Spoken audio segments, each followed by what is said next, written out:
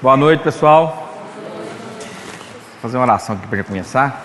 Pedir ao Mestre Jesus que nos dê intuição, o discernimento, para que possamos ouvir um pouco do vosso Evangelho, do Evangelho do nosso Mestre Jesus.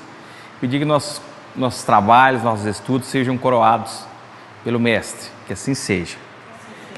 Pai nosso que estais no céu, santificado seja vosso nome. Venha a nós o vosso reino. Seja feita a vossa vontade, assim na terra como nos céus. O pão nosso de cada dia nos dai hoje. Perdoai as nossas ofensas, assim como nós perdoamos a quem nos tem ofendido. Não nos deixeis cair em tentação, mas livrai-nos de todo mal, que assim seja. Cheia de graça, o Senhor é convosco. Bendita sois vós entre as mulheres. Bendito é o fruto do vosso ventre, Jesus. Santa Maria, Mãe de Jesus, rogai por nós, filhos do Senhor, agora e na hora de nossa passagem, que assim seja. A melancolia. Sabeis porque uma vaga tristeza se apodera por vezes dos vossos corações, e vos achar a vida tão amarga? É o vosso espírito que aspira a felicidade, a liberdade, e que, preso no corpo que lhe serve de prisão, extenua-se em vãos esforços para dele sair. Mas vendo que são inúteis, cai no desencorajamento, e o corpo, suportando suas influências e languidez, o abatimento é uma espécie de apatia, se apoderam de vós e vos achais infelizes. Crede-me, resisti com energia a essas impressões que enfraquecem vossa vontade. Essas aspirações para uma vida melhor são inatas no espírito de todos os homens, mas não as procureis neste mundo. E, atualmente, quando Deus vos envia seus espíritos para vos instruírem sobre a felicidade que vos reservas, esperai pacientemente o anjo da libertação, que deve vos ajudar a romper os laços que mantêm vosso espírito cativo.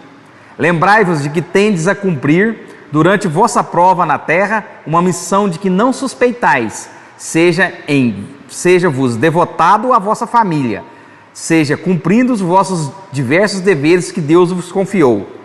E se no curso dessa prova, e desempenhando vossa tarefa, vedes os cuidados, as inquietações, os desgostos, se precipitarem sobre vós, sede fortes e corajosos para suportar. Afrontai-vos francamente, eles são de curta duração e devem vos conduzir para perto dos amigos que chorais, que se regozijarão com a vossa chegada entre eles e vos estenderão os braços para vos conduzir a um lugar onde os desgostos da terra não têm acesso.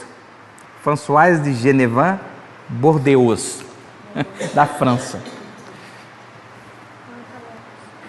Então está falando aqui, que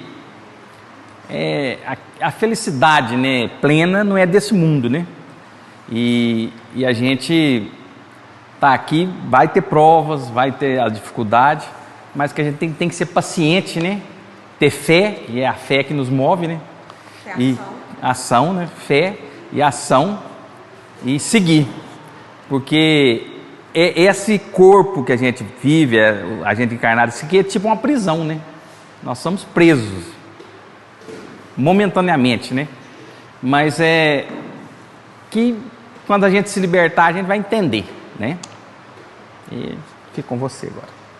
O tema de hoje vai ser sobre a quaresma e o perdão. Quando eu falei com o Alessandro, quaresma e perdão, a primeira coisa que ele falou assim, nada a ver. Será?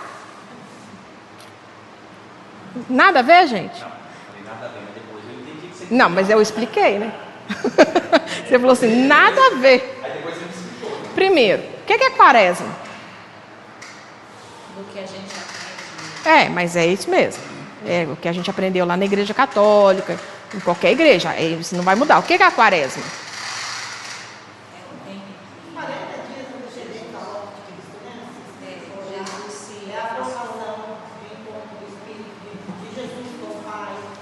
Tá. É isso aí. É isso mesmo.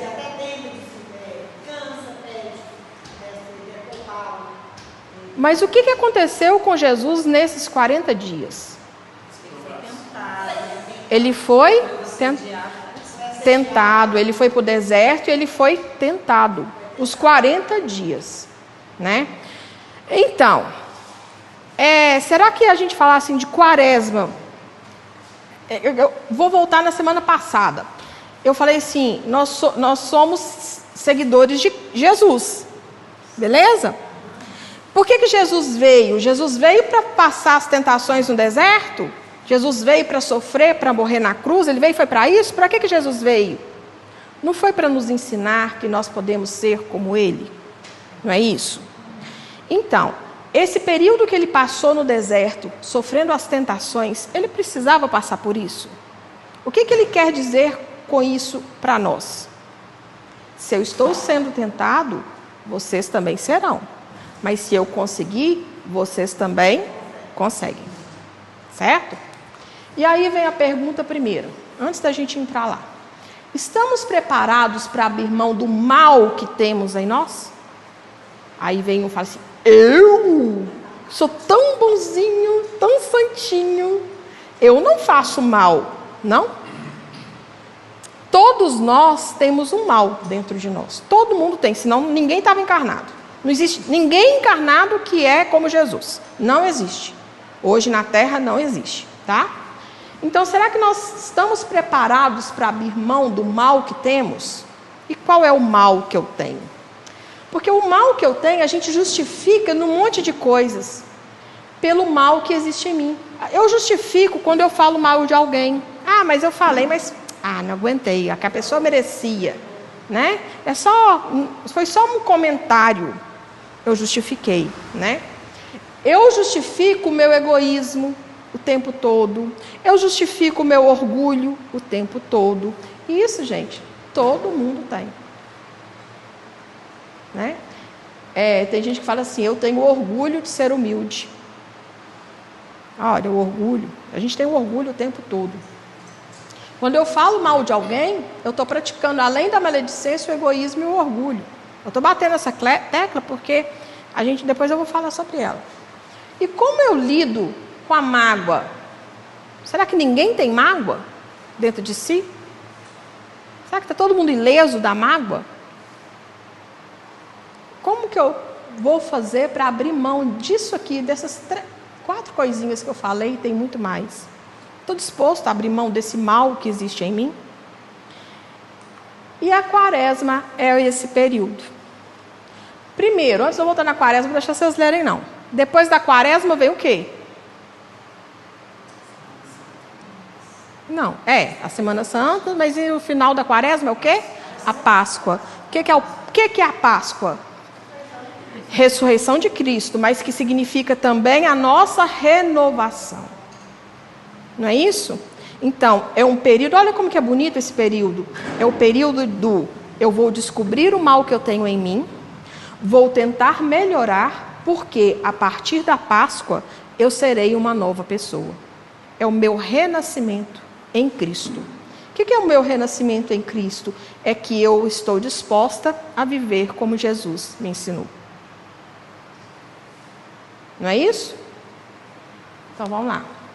A quaresma e a reflexão espiritual. A quaresma para os espíritas pode ser vista como um período de profunda introspecção e reforma íntima. É um período propício para avaliar nossas atitudes, trabalhar as imperfeições e fortalecer nossa conexão com Deus e com os ensinamentos de Jesus. Em vez de práticas exteriores, o Espiritismo convida ao jejum de sentimentos inferiores, como o orgulho, o egoísmo, a vaidade e o rancor. Essa transformação ocorre através da oração sincera, da vigilância sobre os nossos pensamentos e ações e da prática do bem. Quando a gente fala de quaresma, o que a gente ouve demais? É o período de jejum. O que as pessoas costumam fazer? Parar de comer carne, parar de beber bebida alcoólica, para de comer doce, para de comer isso, para de comer aquilo, não é assim? É válido. se eu não mudar essas coisas, se eu não mudar a minha moral, se eu não elevar a minha moral, de nada adianta. Como eu já falei, eu vim da Igreja Católica, então eu não estou falando mal da Igreja Católica, tá? Porque eu sempre questionei muito, por isso que eu vou falar. Não estou falando mal. Porque é bom sim. Toda religião tem coisa boa e toda religião tem umas coisas que precisam melhorar, tá? Por isso que eu vou falar. Então eu sempre escutava assim, olha, é proibido comer carne durante a quaresma. Nunca concordei, só lembra disso? A gente nunca concordou com isso, minha mãe está ali, nunca concordou. Mas por que eu vou parar de comer carne, sendo que o bacalhau é mais caro que a carne? Não é isso? Não justifica. Por que eu vou parar de comer carne vermelha, sendo que particularmente, eu gosto muito mais de peixe do que a carne vermelha? Então, para mim, não é sacrifício nenhum. Mas tem um sentido. Não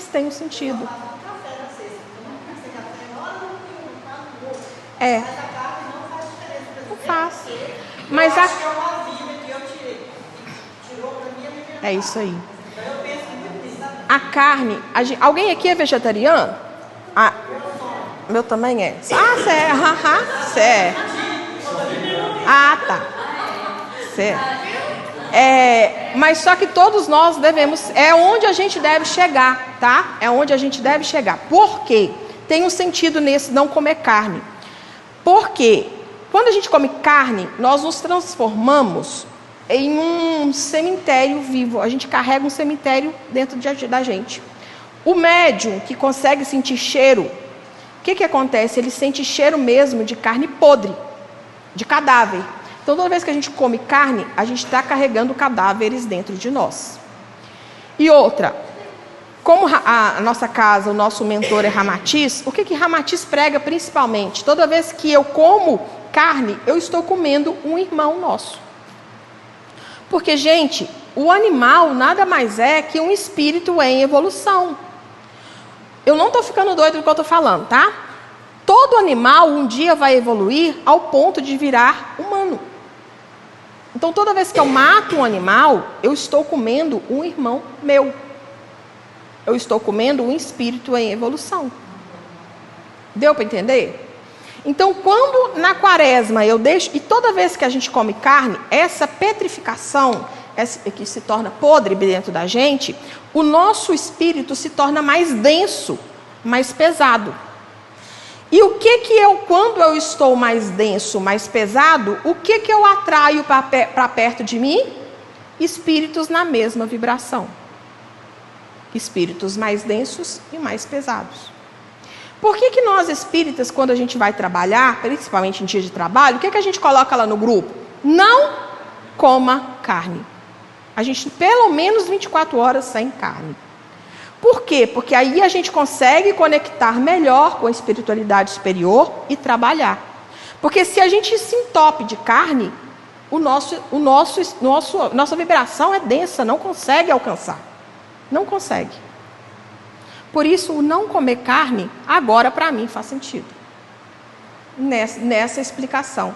Porque na quaresma, o umbral, gente, que a gente... outros falam que é... Na Igreja Católica, que é...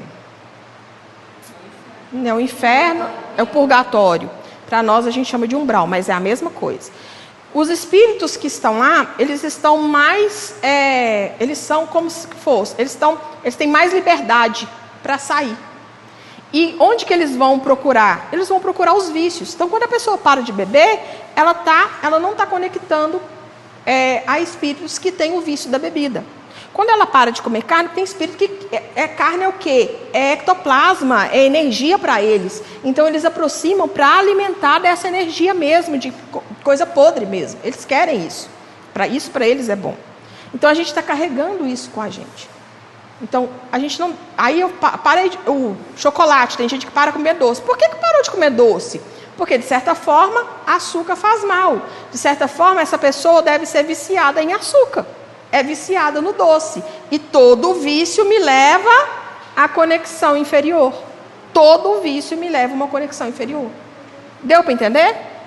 Então, é válido? Sim, é válido. Porém, não é tudo. Tá? Não é tudo. É quase que isso que se a gente fizer isso, é quase que uma obrigação que a gente está fazendo, né? O peixe, beleza, porque o peixe não tem sangue. Por isso que justifica-se comer, é melhor comer o peixe, o boi, o porco, gente, é tido como uma criança, a mentalidade do porco é de uma criança de 5 anos. Imagina, é como se a gente estivesse matando uma criança de 5 anos, a mentalidade do porco.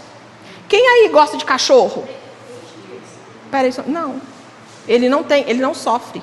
Peraí que eu vou explicar um pouquinho. Ele não tem sistema nervoso. Mas tem peixe que tem. Tem uns que tem. Não, peraí que eu vou chegar lá. Peraí que três levantou a mão, eu quero falar 3 coisas. Me pergunta de novo. Quem tem cachorro? Quem tem gato? Vocês conseguem comer cachorro e gato? Consegue comer? Ah. Por que a gente não consegue? Mas eu não tenho. Eu não vou lá. Mas olha aqui, na nossa cultura, a gente não come cachorro nem gato, porque a gente tem na nossa cultura que o cachorro e o gato são os nossos animais domésticos. A gente tem eles até como filhos. Ele é da mamãe, não é assim? Pois é. A gente não. Mas lá na China, salvo engano, eles comem, eles têm essa cultura de comer. Aí você vai lá na Índia, a vaca é sagrada. Não é isso? Eles não comem, porque a vaca para eles é tão sagrada quanto os nossos cachorros e gatos. E na verdade, juntando tudo numa peneira só, é a mesma coisa. E a gente come, vai lá no açougue, compra a carne e gosta. Eu cheguei aqui hoje, estava um cheiro de bife aqui, eu falei, nossa, estava uma gostosura, né? O cheiro. Mas a gente só pensa naquilo ali, mas não pensa na vida que foi perdida para ter aquela carne.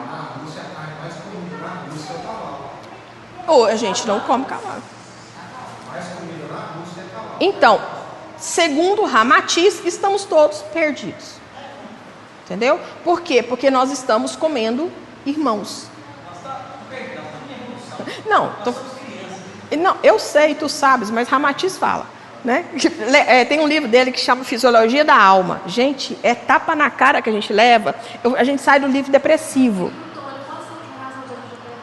A gente vai gastar mais umas 1000, né? Aí vai. Mas nós estamos em aprendizagem. Tudo é aprendizagem. O que você ia falar? Alguém ia falar alguma coisa. O peixe. Por que o peixe também é a mesma coisa? Porém, o peixe ele sofre menos, porque ele não tem sistema nervoso. Outra coisa que a carne não é recomendada. Quando o animal vai para o matadouro, ele sabe que ele vai morrer. Ele sabe. Tanto sabe que ele sofre. E aquela carne carrega ainda sofrimento. Ela carrega a toxina do sofrimento. E a gente vai lá, ingere a carne e acha uma gostosura. Hoje mesmo, né? passou no caminhão, porque eu trabalho na Avenida Melocação, sabe?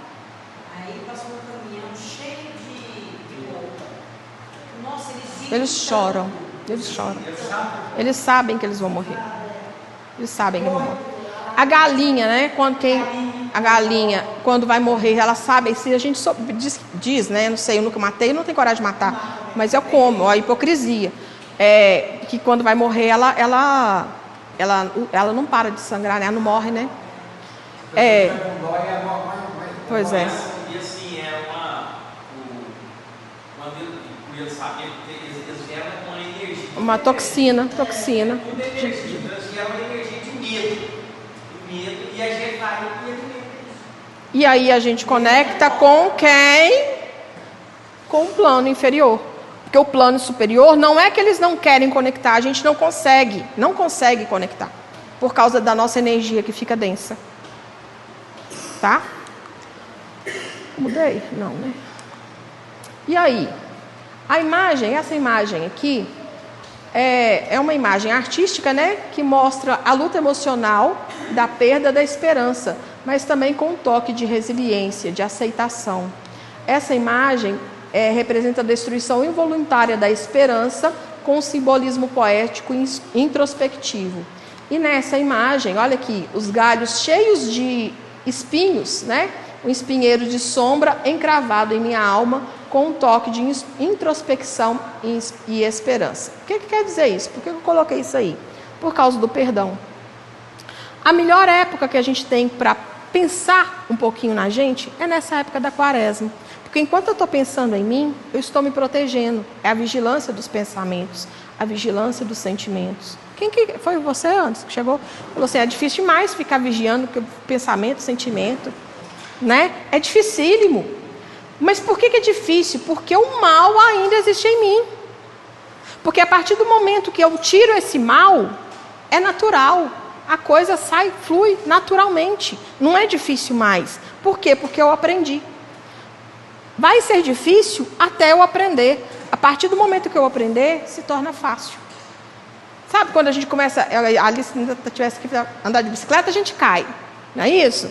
Mas para aprender, depois que a gente aprende a andar, não se torna fácil. Aprender a ler, a gente lê letra por letra, sílaba por sílaba, mas depois que a gente aprende, a gente consegue ler fluentemente. Assim são as nossas aprendizagens morais. É difícil, é difícil, é difícil. Mas a partir do momento que eu aprendo, se torna fácil. Tá? O significado do pedido de perdão. A gente fala muito em perdoar. A gente só pensa em perdoar o outro. Mas e pedir perdão? É fácil? Quando eu peço perdão, eu estou trabalhando automaticamente o meu orgulho, o meu egoísmo. Né? O Espiritismo nos ensina que o perdão não deve ser apenas uma formalidade ou um pedido superficial. Desculpa, fez uma coisa errada? Desculpa. Desculpa. Desculpa, estava brincando. Né? Não é assim? O pedido de perdão ele deve ser pedido internamente, intensamente, como um arrependimento. Mas uma verdadeira transformação interior. Quando reconhecemos os nossos erros e buscamos repará-los, estamos nos alinhando com as leis divinas, que são baseadas no amor, na justiça e na misericórdia. Pedir perdão significa assumir as nossas falhas, refletir sobre as consequências de nossas ações e, acima de tudo, ter o compromisso sincero de não repetir os mesmos erros. Esse processo envolve 3 aspectos fundamentais. Não é só pedir desculpa. Tem gente que tem profissional em pedir desculpa. Desculpa para cá, desculpa para lá, desculpa para não sei o quê. Pede desculpa. Toda vez que eu vou pedir desculpa para alguém, o que a gente costuma fazer? Justificar. Desculpa, eu fiz isso por causa disso. Desculpa, eu fiz isso porque eu estava mal assim, assado. Isso é justificativa. Eu nunca devo pedir desculpa justificando o meu erro. Não devo nunca justificar o que eu fiz de errado. Eu devo pedir desculpa e falar assim, daqui para frente eu vou fazer isso e isso. Melhor. Daqui para frente eu vou ser assim, assado. Melhor. Porque se não tiver essa proposta de melhoria, não tem desculpa. Não é um pedido de perdão. Se tiver uma justificativa, não tem pedido de perdão, porque ele não é do coração.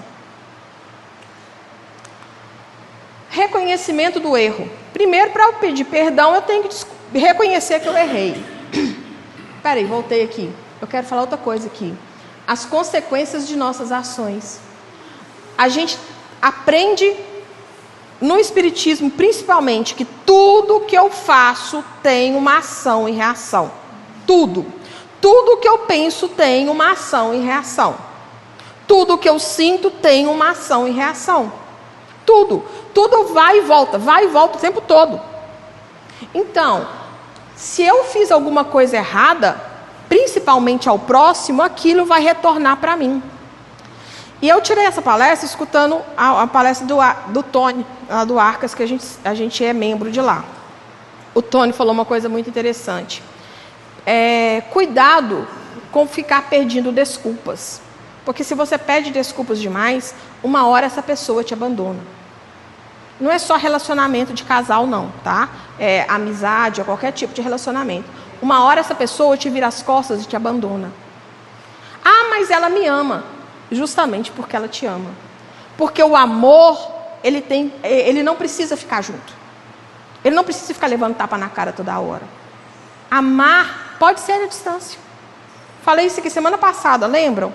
Se eu amo, o outro, ele não precisa me amar.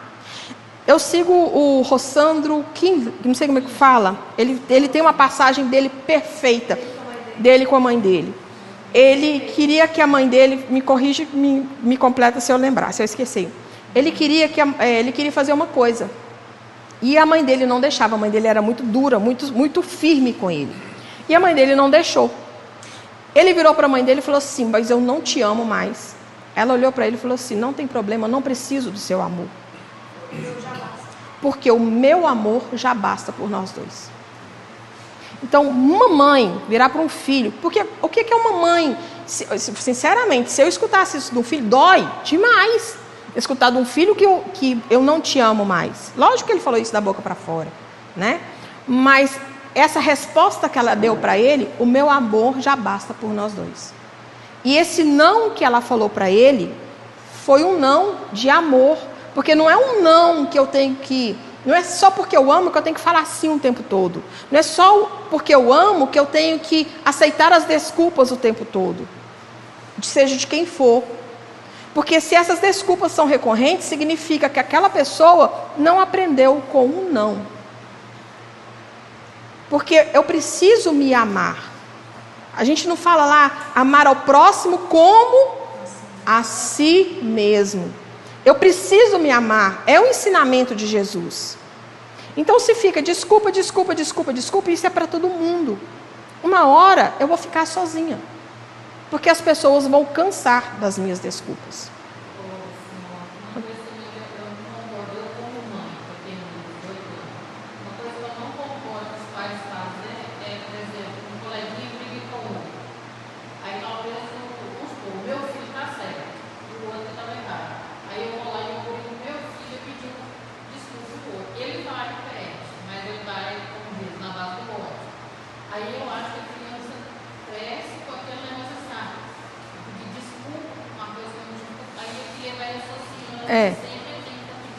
Se ele estava certo, ele não precisa pedir desculpa. Né? Se ele estava certo, ele não precisa pedir desculpa. Mas aí tem uma outra questão também. A gente nunca deve ensinar os filhos a ter mágoa. É uma outra questão. Eu vou falar daqui a pouquinho. Se eu não falar, você me lembra dessa questão, tá? Primeiro é o reconhecimento do erro. O primeiro passo é assumir com humildade que erramos. Se eu não assumo, não tem perdão. O orgulho pode dificultar esse reconhecimento, mas o Espiritismo nos ensina que a evolução espiritual passa pelo aprendizado com as nossas falhas. Segundo passo, arrependimento sincero. Não basta apenas considerar o erro, é necessário sentir uma verdadeira tristeza. Enquanto eu não sinto, eu não tenho arrependimento. Enquanto eu não sinto isso dentro de mim, não há arrependimento. Eu vou fazer de novo, tá? Isso significa compreender o impacto de nossas atitudes e desenvolver um desejo genuíno de perdão. Aqui está errado. Reparação e mudança de conduta. Se eu pedir perdão, eu tenho que mudar, porque senão não valeu. O verdadeiro pedido de perdão vai além das palavras. A melhor forma de demonstrar arrependimento é através da transformação interior e da prática do bem. Tem uma coisa aqui, que a gente aprende muito, que eu só me transformo quando eu tenho autoconhecimento, conhecimento e prática do bem. Se eu não pratico o bem... Gente, se eu fiz alguma coisa errada, eu fiz o bem? Não. Eu fiz o mal para o próximo. Eu fiz o mal a mim mesmo. E essas 3 coisas aqui, vou voltar lá. Quem já assistiu o Nosso Lar? A maioria, quem não assistiu, assista. Quando o André Luiz está lá no umbral, certo? Que é o purgatório, né? E a gente reza muito, Senhor, olhai as almas do purgatório. Como é que é aquela oração? Que eu lembro da oração, mas eu esqueço como é que reza. Olhai pelos mais necessitados. Esqueci. O que acontece? Quando a gente vai para o purgatório, aí você pensa assim, mas Deus é injusto. Deus é injusto. Olha quantas pessoas estão no umbral, no purgatório, e Deus não olha por elas. Deus é injusto, gente. Por que elas estão lá? O nosso maior... Não tem ninguém que vai nos condenar, não. Quando nós fizemos a nossa passagem, do perder a carne e formos espíritos, não é santo, não é espírito de luz, não é Jesus, não é Deus, não é ninguém que vai nos condenar. Sabe quem que vai nos condenar? A nossa consciência. Nós vamos de acordo com a nossa consciência. Então, no meu desencarne, se eu tiver isso aqui, de mágoa, de rancor, de medo, do que for, eu vou para onde a minha consciência me levar. E quando o André Luiz cai naquele umbral, né? Ele só não é... todas as pessoas que estão lá, elas só são recolhidas pela espiritualidade superior para o hospital de luz, né?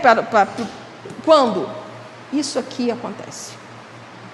Ainda tem uma passagem que os espíritos vêm recolhendo as pessoas, né? E tem um lá que quer dar a mão. Aí o outro fala assim, esse aí não, porque ele ainda não está preparado. Ele está lá assim, me perdoa, eu quero ir com você, eu estou arrependido, me leve. Aí o espírito de luz fala assim, não, esse não, porque ele ainda não está preparado. O que ele quis dizer com isso? Porque o que ele estava falando era da boca para fora. O arrependimento sincero ainda não havia acontecido. Quando nós estamos lá, a gente não consegue receber essa ajuda, porque a ajuda só vem quando o coração está limpo, de fato. Deu para entender?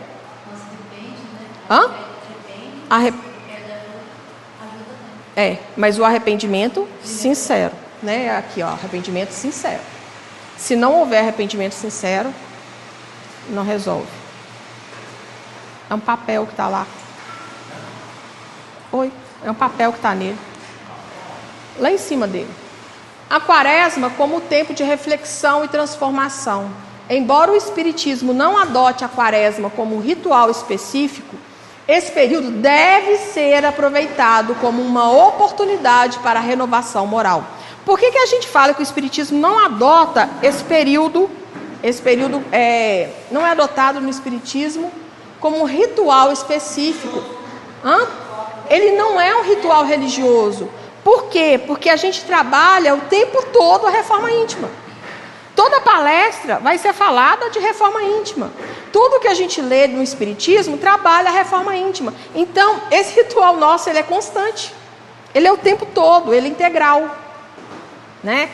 Porém, a gente tem um conhecimento que na quaresma, esse período, para nós, principalmente, é muito difícil. Porque é o período que eu acabei de falar, que está mais aberto, né? Que estamos mais suscetíveis a esses ataques espirituais. Ataques. Nós só somos atacados naquilo que nós vibramos. Eu só vou ser atacado naquilo que eu vibro, né? A proposta espírita nos convida a fazer um jejum dos sentimentos e pensamentos negativos, como o orgulho, a mágoa e o rancor, melhorando-os pelo amor, pelo entendimento e pelo perdão. Durante esse tempo, podemos refletir sobre as nossas atitudes e identificar quem devemos pedir perdão. Vocês sabem quem hoje eu devo pedir perdão? Sabe, gente? Todo mundo foi lá, os olhinhos foi tudo assim, para nós mesmos também, né? Mas eu falo assim, para o nosso dia a dia mesmo. Se perdoar primeiro. Primeiro eu preciso perdoar pelo que eu fiz. E depois pedir perdão a quem eu errei. Porque se eu não perdoo a mim mesmo, não, o pedido não é sincero.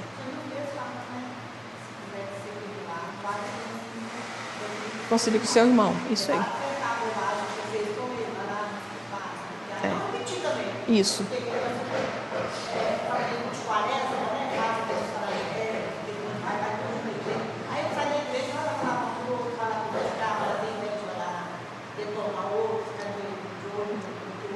Tem. Nada, não adiantou nada.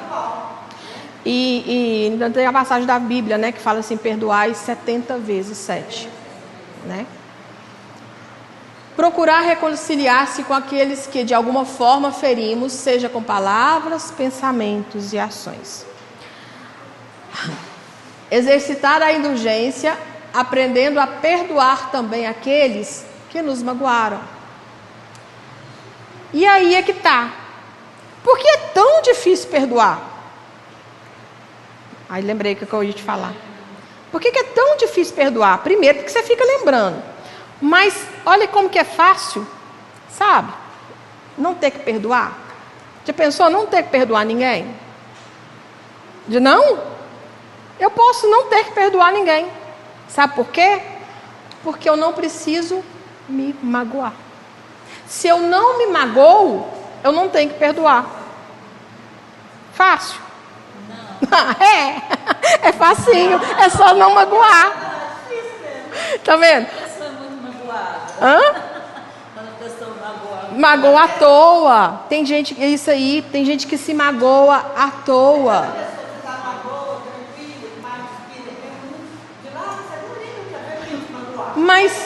Mas se eu me magoei, eu vou ter que perdoar. Então eu vou ter que aprender a perdoar quem eu já senti magoado, certo? Eu vou ter que perdoar. E ainda vou ter que aprender a não me magoar. É o melindre. Tem algumas seitas, não sei se é seitas, alguns estudos espiritualistas que falam sobre isso. Perdoar e Oponopono. Oponopono é perfeito. Oponopono é bom demais. Mas é difícil demais. Por quê? Porque ele trabalha justamente isso aqui. Oponopono é isso aqui, ó. É isso tudo que a gente está falando. Eu me perdoo, eu te perdoo. Eu me amo, eu te amo. Eu não sei de cor também, não. Eu não guardo minha cabeça, minha caixa. Sou grato. Olha, fala de novo, mãe, por favor. Sinto muito, eu me perdoo, eu te amo e sou grato. Essas frases trabalhadas, não só faladas, né, mas sentidas, elas trabalham no nosso interior o tempo todo. E aí você passa e fala assim, a pessoa que te olhou, a pessoa às vezes está passando por um problema naquele dia, ela não está legal, não me cumprimentou, magoei, vai ter que perdoar.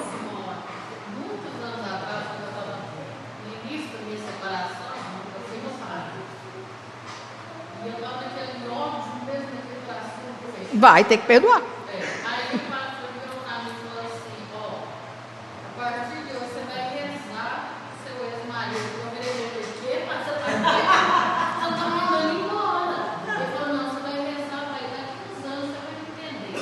Por quê? Agora eu entendo. Quanto mais eu rezava, eu dava perdão, eu também me perdoava. Justamente.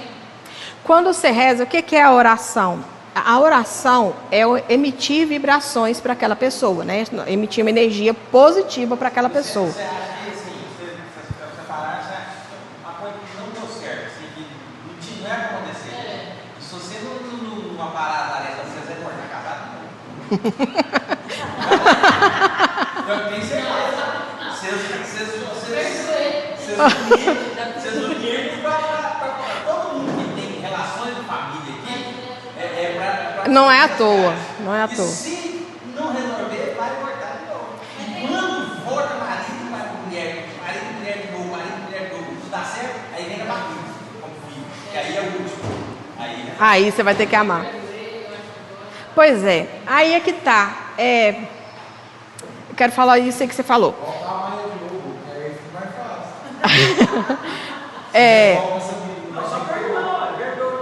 E o perdão não é de Deus, o perdão é em nós.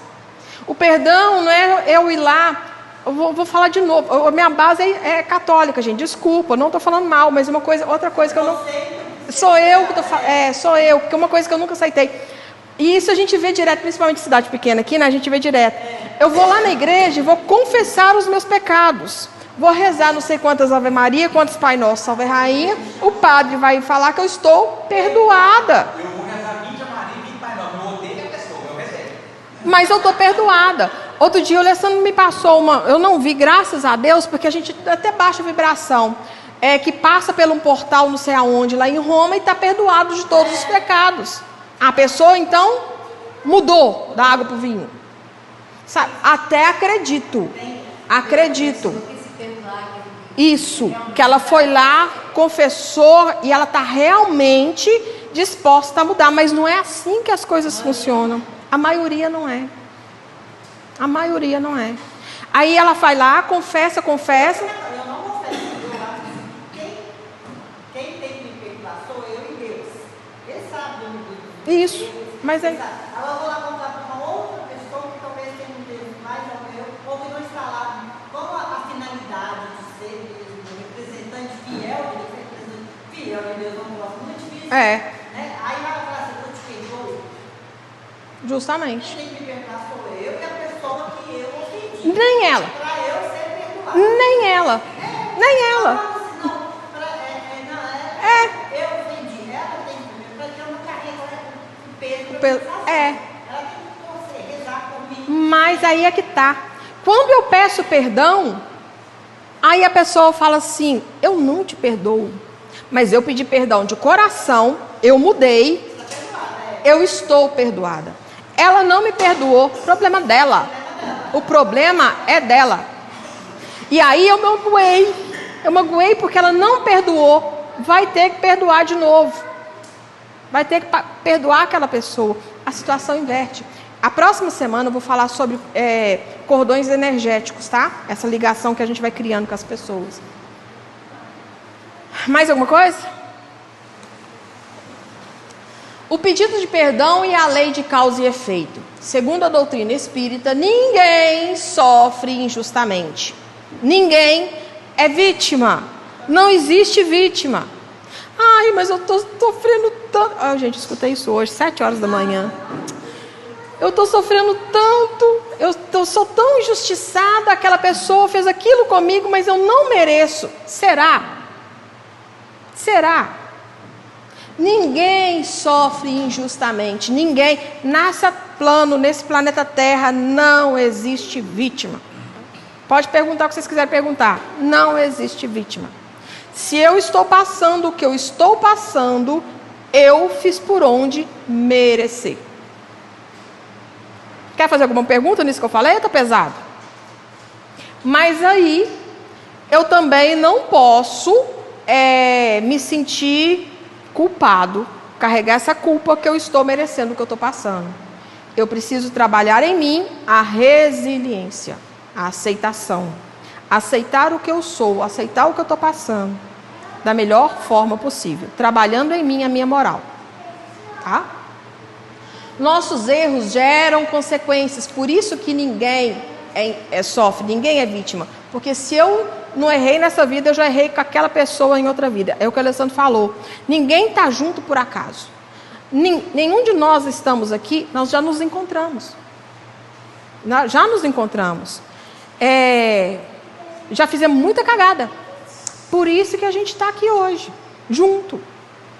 A família nada mais é que resgate. Os nossos maiores resgates estão dentro da nossa família. São os nossos maridos, as esposas, os filhos, os pais, as mães, os irmãos. São os nossos maiores resgates. E como é difícil viver em família. Mas aí não quer dizer que você tem que ficar junto, não. Outra coisa que eu falei, que eu quero falar. O perdão, eu perdoei, eu pedi perdão. Não quer dizer que eu tenha que viver junto com aquela pessoa. Tá?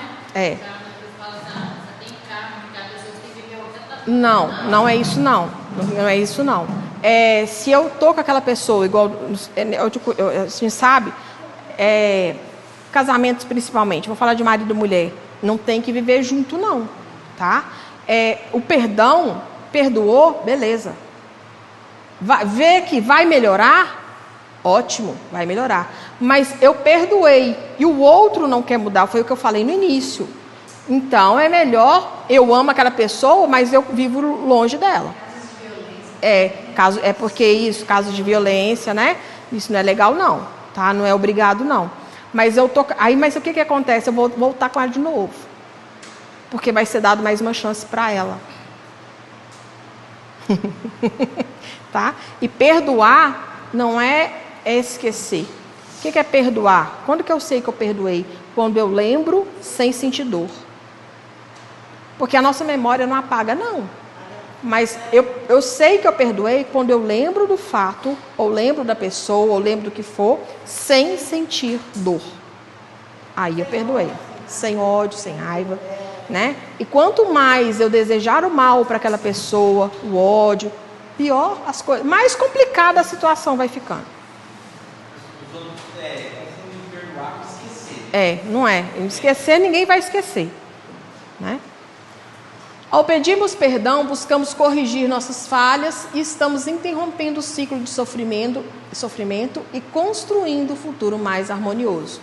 O pedido de perdão não apenas alivia a nossa consciência, mas também nos liberta espiritualmente. Quando agimos com sinceridade e amor, promovemos a cura das relações e fortalecemos nosso próprio progresso na jornada evolutiva. Esse alívio aqui, ó, todo mundo vai entender.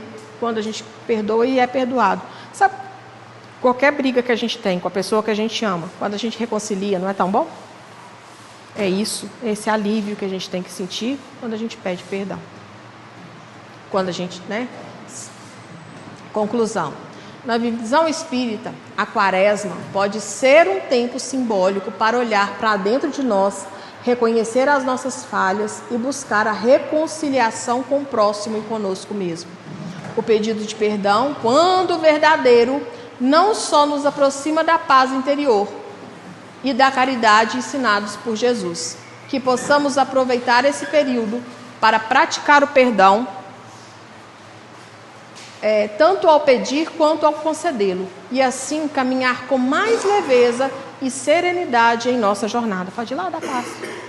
Pode ir lá dar paz. Pode ir, tem.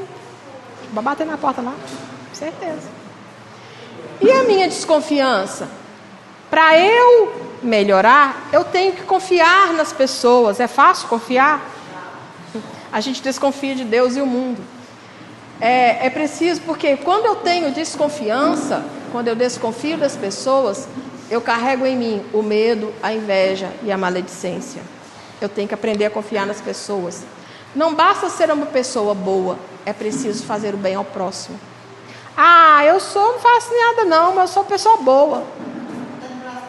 Não adiantou nada. Para eu ser uma pessoa boa, eu preciso agir. Eu preciso fazer o bem ao próximo. Tá?